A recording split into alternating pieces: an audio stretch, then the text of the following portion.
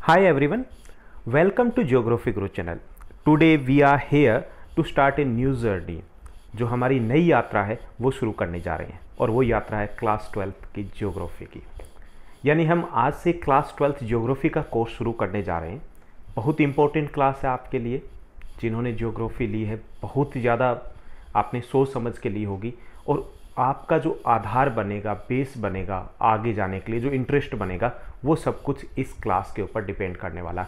आपको अच्छा कॉलेज मिले, अच्छी जगह एडमिशन मिले, वो सब कुछ इस क्लास के ऊपर डिपेंड करने वाला। और बहुत कुछ डिपेंड करता है वो आपकी ज्योग्राफी के ऊपर, क्योंकि ज्योग्राफी ऐसा सब्जेक्ट है, स्कोरिंग सब्जेक्ट माना जाता है। आप आसानी से ईजिली बहुत अच्छा स्कोर कर सकते हो। 95 क्वाइट ईजी है। 100 भी आप अगर स्कोर करना चाहोगे तो ज़रूर कर पाओगे। दूसरा, आपने 11th क्लास की ज्योग्राफी पढ़ी है तो हो सकता है थोड़ा सा आपको लगा होगा कि क्वाइट डिफ़िकल्ट आपको लगी होगी। फिजिकल ज्योग्राफी थी क्योंकि पहली बार आपने इस टाइप का कंटेंट देखा और इस टाइप से आपने किया होगा। लेकिन जब 12th क्लास में आप शुरू करोगे तो फैमिलियर टॉपिक्स रहेंगे। यानी वहाँ पे हमने फिजिकल ज्योग्राफी पढ़ी थी, यहाँ पे आप पढ़ोगे ह्यूमन ज्योग्राफी, यानी ह्यूमन एस्पेक्ट्स के बारे में हम पढ़ने वाले हैं। तो बहुत इंटरेस्टिंग, मज़ेदार आपकी ये यात्रा, ये सफ़र रहने वाला है। दूसरा, अगर आप 11th क्लास में जो सिलेबस किया था उसमें उस ट्रेन में लटक के आए थे, मतलब जैसे भी करके आपने सिलेबस पूरा किया था, डजेंट मैटर, भूल जाइए उसे। यहाँ पे हमें फ्रेश स्टार्ट करना है। फ्रेश स्टार्ट का मतलब ये नहीं कि हम 12th क्लास के लिए पढ़ने वाले हैं। हम पढ़ने वाले हैं पूरी लाइफ के लिए, हम पढ़ने वाले हैं फ्यूचर के लिए, हम पढ़ने वाले हैं करियर के लिए, हम पढ़ने वाले हैं अपनी फैमिली के लिए। तो थोड़ा सा आपको और ज़्यादा अलर्ट रहना है, कॉन्शियस रहना है, फोकस ज़्यादा रखना है। हमारे जो इस चैनल के ऊपर वीडियोस होंगे थोड़े लेंथी होंगे। अब छोटे वीडियोस होते हैं, देखने में मज़ा तो बहुत आता है, लेकिन वहाँ स्कोर की दृष्टि से देखें कि आईएमपी मिल गए, हमें इंपॉर्टेंट क्वेश्चंस मिल गए, आपको लगेगा चलो अच्छा है। लेकिन फ्यूचर देखोगे, अगर आप करियर की बात करोगे, नॉलेज की बात करोगे, आपको यूपीएससी की तैयारी करनी है या ऐसा कुछ करना है, तो वहाँ प्रॉब्लम आती है आपको। इसलिए इस चैनल के ऊपर जो आपको वीडियोस दिए जाएंगे वो डिटेल में होंगे, एनसीईआरटी के अकॉर्डिंग होंगे, प्लस में कुछ एक्स्ट्रा इन्फॉर्मेशन उसमें ऐड की जाएगी। ओके, तो इसलिए हमारे हर चैप्टर, जो भी चैप्टर होगा, उसके एपिसोड्स थोड़े ज़्यादा मिलेंगे। ओके, सो कीप पेशेंस, वो सब कुछ आपके लिए है। दूसरा, जैसे मैंने बताया कि आपको एक फ्रेश स्टार्ट करनी है। इसमें कोई भी आगे या पीछे नहीं होता कि आपके 40% थे, आपके 60% थे, 70% थे, साथ वाले ने 90 लिए, 95 लिए, कोई बात नहीं। अब दोबारा से आप एक लाइन के ऊपर, वहाँ से आप शुरू करोगे। और यहाँ पे जो पूरी लाइफ ही होती है वो रेस की तरह होती है, गेम की तरह होती है। जैसे हमारे देश में क्रिकेट ज़्यादा खेला जाता है, तो हम क्रिकेट से अगर लाइफ की कंपैरिजन करें तो ये उसी तरीके से है। लेकिन डिफरेंस क्या है, यहाँ क्रिकेट में प्लेयर्स होते हैं, स्टंप्स होते हैं। इस गेम में स्टंप्स नहीं है, विकेट नहीं है और ना ही कोई फील्डर है, यानी आउट नहीं माना जाएगा, आपको कैच आउट कर ही नहीं सकते। इसका मतलब ये है आप तब तक नहीं हार सकते जब तक आप मैदान ना छोड़ दो। तो मैदान पे डटे रहिए, लगे रहिए, पढ़ते रहिए, ज़रूर आप इसमें बहुत आगे निकलोगे। तो चलिए हम अपने टॉपिक के ऊपर आते हैं। हमारा जो पहला चैप्टर है क्लास 12th ज्योग्राफी का, human geography nature and scope, मानव भूगोल, प्रकृति और विषय क्षेत्र। ये जो पहला चैप्टर है, सबसे पहले मैं कंटेंट बता दूं कि इसमें हम क्या पढ़ने वाले हैं। इसमें हम बात करने वाले हैं, थोड़ा सा हम एक्स्ट्रा करेंगे, तो हम बात करेंगे ज्योग्राफी क्या है। जैसा हमने 11th क्लास में कर लिया था, तो हम ज्योग्राफी से शुरू करेंगे, उसकी डेफिनेशंस, उसकी branches, physical geography, human geography की डेफिनेशंस की बात करेंगे और इसकी नेचर की बात करेंगे। यानी हम क्या पढ़ते हैं ह्यूमन ज्योग्राफी में और कैसे पढ़ते हैं, क्यों पढ़ते हैं, यानी इसके उद्देश्य क्या है। उसके बाद हम बात करने वाले हैं इसके अप्रोचेस की। ज्योग्राफी को पढ़ने के दो उपागम हैं, दो अप्रोच हैं, तो कौन कौन सी है, उनमें डिफरेंस क्रिएट करेंगे हम, डिफरेंस है वो समझने की कोशिश करेंगे। दूसरा जो हमारा रहेगा टॉपिक, वो टॉपिक रहेगा विचारधाराओं को समझने की। अलग अलग जो विद्वान हुए हैं उन्होंने नेचर और मानव के संबंधों को अलग नज़र से देखा, अलग चश्मे से देखा है। कैसे देखा है, उनसे नई विचारधाराएं निकल के आई, वो विचारधाराएं हम समझेंगे, बहुत इंपॉर्टेंट रहेगा वो टॉपिक। और हम इतिहास की भी बात करेंगे, मानव भूगोल है उसका इतिहास, क्योंकि उसका स्वरूप बदलता रहा है। शुरुआत में कुछ अलग रहा था, जो साम्राज्यवादी ताकतें थी उस वक्त कुछ अलग रहा था, 1950 तक कुछ अलग रहा था। अब इस दौर की बात करें तो मानव भूगोल है उसका दृष्टिकोण बदल चुका है। तो क्या क्या हुआ वो सब कुछ करेंगे, यानी कि सब कुछ जो है वो एज ए सब्जेक्ट मानव भूगोल या ह्यूमन ज्योग्राफी क्या है वो हम इस चैप्टर के थ्रू जानने की कोशिश करेंगे। तो चलिए हम शुरुआत करते हैं अपने पहले एपिसोड की। सबसे पहले हम जानने की कोशिश करेंगे मानव भूगोल या भूगोल क्या है। भूगोल के बारे में आप अच्छे से जानते हैं क्योंकि पूरा एक साल यानी कि आप 365 दिन लगा चुके हो। भूगोल है उसके लिए अंग्रेजी भाषा के शब्द ज्योग्राफी का प्रयोग किया जाता है। इंग्लिश भाषा के ज्योग्राफी शब्द है उसको प्रयोग में लाया जाता है। और ये जो ज्योग्राफी शब्द है ये यूनानी भाषा के दो शब्दों से मिलकर बना है, जियो प्लस ग्राफो। जियो का अर्थ होता है पृथ्वी और ग्राफो का अर्थ होता है लिखना या उसका वर्णन करना, जो आपने 11th में किया था। यानी कि ज्योग्राफी है वो यूनानी भाषा के दो शब्दों से मिलकर बना है, जियो प्लस ग्राफो। जियो का अर्थ है पृथ्वी और ग्राफो का अर्थ है लिखना या फिर उसका वर्णन करना। It means that geography means description of the earth, यानी पृथ्वी का वर्णन करना। इस प्रकार से ज्योग्राफी है उस शब्द का जो शाब्दिक अर्थ होगा कि पृथ्वी के ऊपर जो कुछ भी है उसके बारे में लिखना या उसके बारे में वर्णन करना। शाब्दिक अर्थ तौर पर अगर हम और छोटे पे जाएं तो हम सीधे तौर पर यह कह सकते हैं कि पृथ्वी का वर्णन है वो भूगोल है। यानी पृथ्वी के ऊपर कुछ भी पाया जाता है उस सब का वर्णन भूगोल में किया जाता है, उस सब के बारे में समझा जाता है, पढ़ा जाता है, बताया जाता है, विश्लेषण किया जाता है, संश्लेषण किया जाता है, वो सब कुछ भूगोल में होता है। तो शाब्दिक अर्थ के तौर पर हम देखें तो एक इंपॉर्टेंट क्वेश्चन ये है कि किस भाषा का शब्द है ज्योग्राफी। जो अंग्रेजी भाषा का शब्द ज्योग्राफी है वो यूनानी भाषा के दो शब्दों से मिलकर बना, जियो प्लस ग्राफो, और इसका अर्थ होता है पृथ्वी का वर्णन करना, डिस्क्रिप्शन ऑफ द अर्थ। अब हम थोड़ा सा आगे बढ़ते हैं कि ज्योग्राफी है इसका संबंध, यानी कि अब तक हमने ये शाब्दिक अर्थ की बात की, इसमें वास्तव में क्या हम यही पढ़ने वाले हैं या कुछ और भी पढ़ने वाले। तो ज्योग्राफी जो शब्द है इसका संबंध यानी भूगोल जो विषय उसका संबंध भूपृष्ठ से है।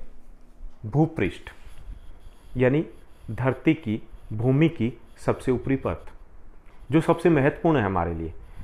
अब सिर्फ इसका ये शाब्दिक अर्थ है भूपृष्ठ है, उससे इसका ज़्यादा गहरा नाता है। बाकी जो कारक है, चाहे हम महासागर की बात करें, हम स्थल मंडल, जल मंडल, वायुमंडल, जीवमंडल, वो सब कुछ भी हम पृथ्वी पर जो कुछ भी है वो सब कुछ हम भूगोल में पढ़ते हैं।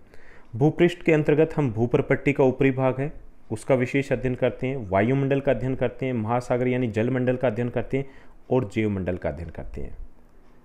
इसका विषय क्षेत्र इतना विस्तारित है कि सभी विषयों का कुछ न कुछ हिस्सा, कुछ न कुछ भाग है हम भूगोल में पढ़ते हैं।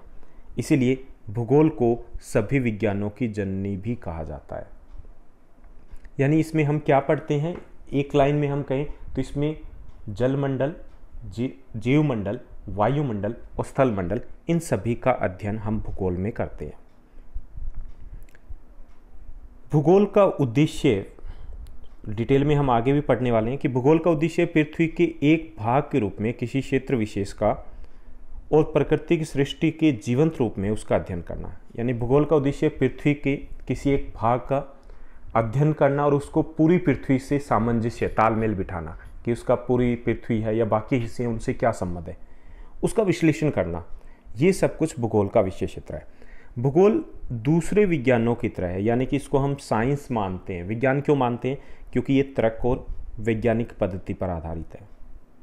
ये लॉजिकल बात करता है, इसमें तथ्यों की बात रखी जाती है, इसमें कहानियाँ नहीं रखी जाती, इसमें फैक्ट रखे जाते हैं, इसमें रिसर्च किया जाता है, अनुसंधान किया जाता है। इसलिए ज्योग्राफी है उसको हम विज्ञान मानते हैं। और तभी हमने पीछे किया कि भूगोल है वो अन्य विज्ञानों की जननी कहा जाता है।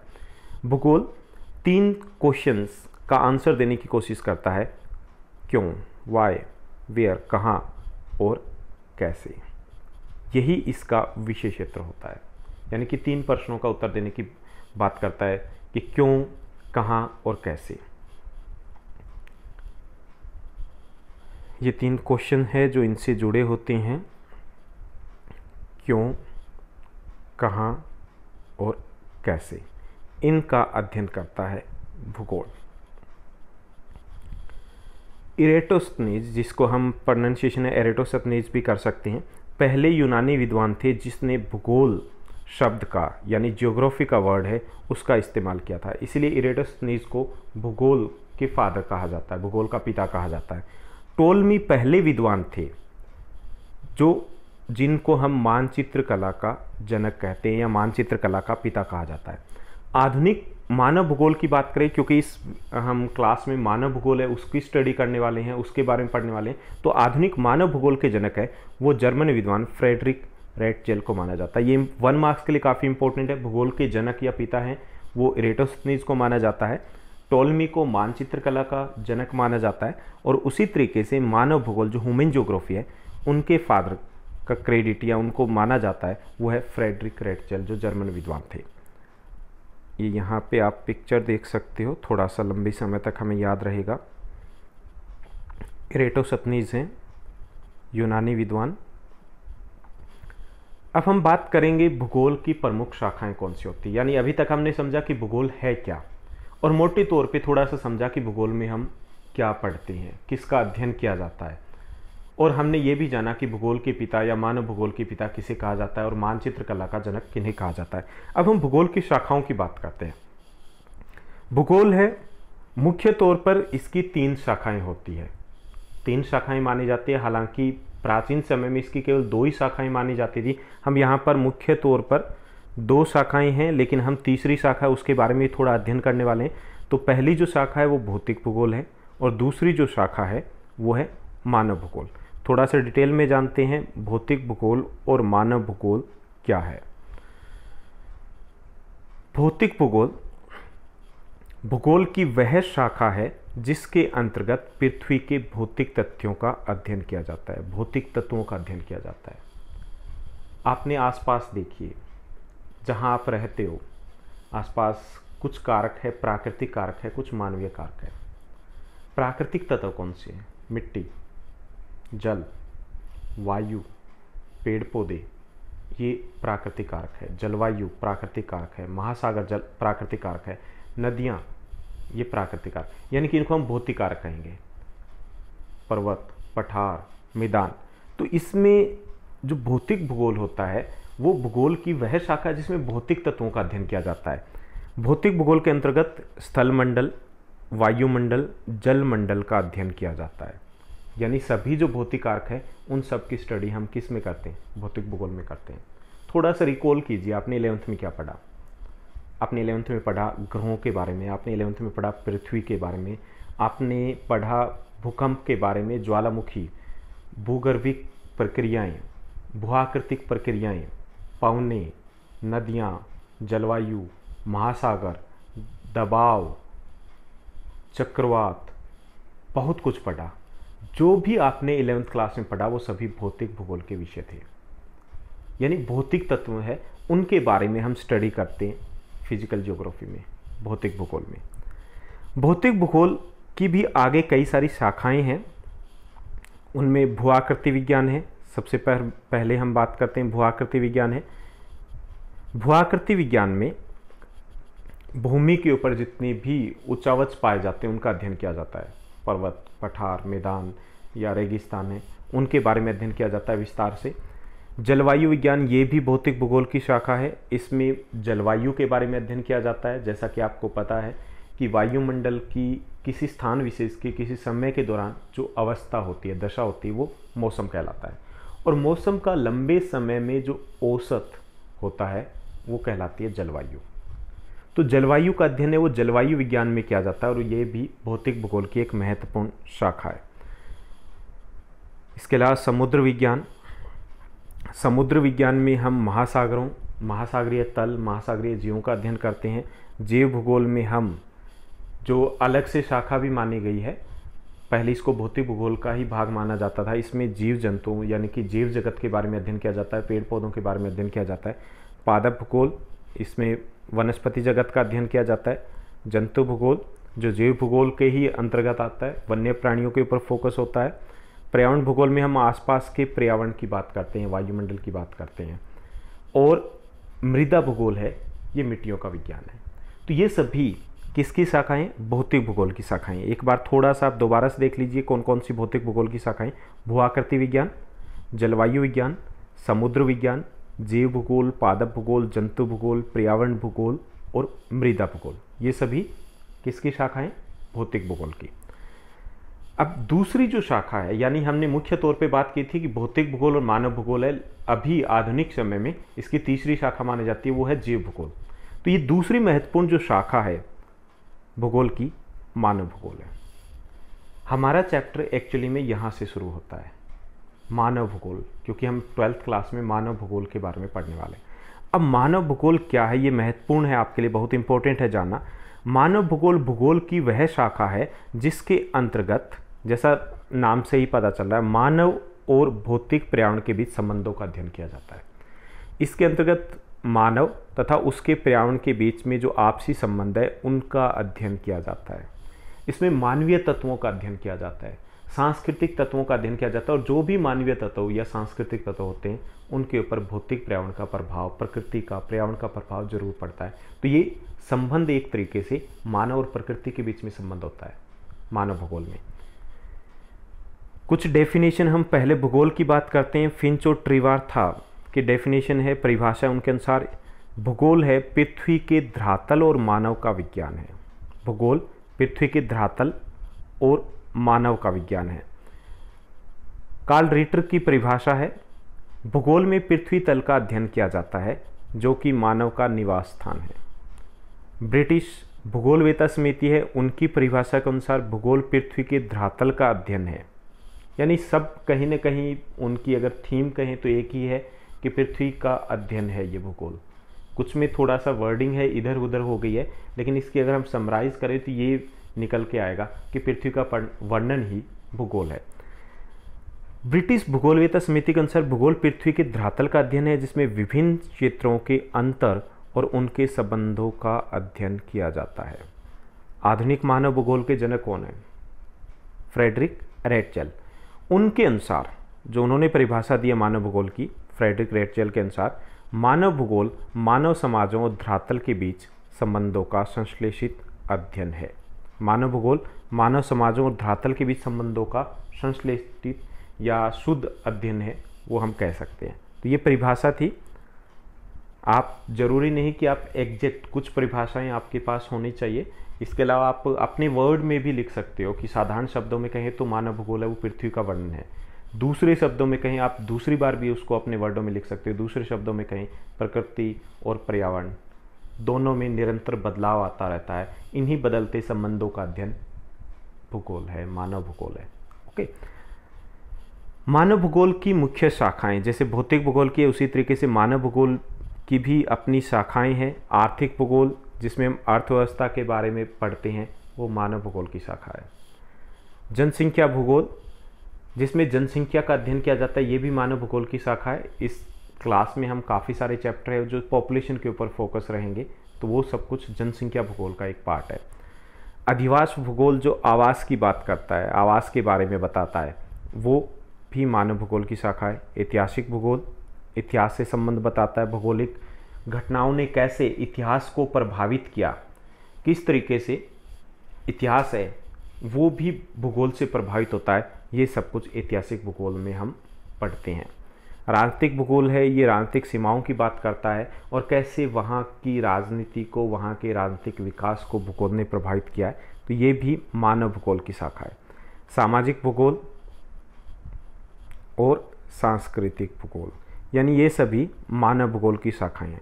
आप यूँ कह सकते हो कि ह्यूमैनिटीज़ में जितने भी सब्जेक्ट होते हैं उनका कहीं न कहीं संबंध भूगोल से ज़रूर होता है, और जिस तरीके से उनका अध्ययन किया जाता है वो भूगोल की एक शाखा बन जाती है। इकोनॉमिक्स होती है तो अर्थशास्त्र, आर्थिक भूगोल हो गए हमारे पास। आपके पास राजनीतिक विज्ञान होता है तो यहाँ राजनीतिक भूगोल हो गया। आपके पास इतिहास होता है तो यहाँ ऐतिहासिक भूगोल हो गया। तो ऐसे ही समाजशास्त्र होता है तो यहाँ पे सामाजिक भूगोल हो गया। तो वो सभी विषय है वो भूगोल से जुड़े होते हैं, और जिस तरीके से जुड़े होते हैं उसे हम एक शाखा के तौर पर प्रकट करते हैं या शाखा के तौर पर मानते हैं। तो ये था भूगोल की दो प्रमुख शाखाएं, भौतिक भूगोल और मानव भूगोल। उनकी परिभाषाएं आपको क्लियर हो गया होगा। भौतिक भूगोल में हम भौतिक तत्वों का अध्ययन करते हैं, प्राकृतिक तत्वों का अध्ययन करते हैं। मानव भूगोल में हम मानव और पर्यावरण के बीच में संबंधों का अध्ययन करते हैं। ये था आज का हमारा सेशन। इस सेशन में बस इतना ही। नेक्स्ट सेशन में हम कुछ और टॉपिक्स की बात करेंगे। हम बात करने वाले हैं नेक्स्ट सेशन में भूगोल की विषय क्षेत्रों और प्रकृति के बारे में। तब तक के लिए बस इतना ही। Thank you, bye bye, take care.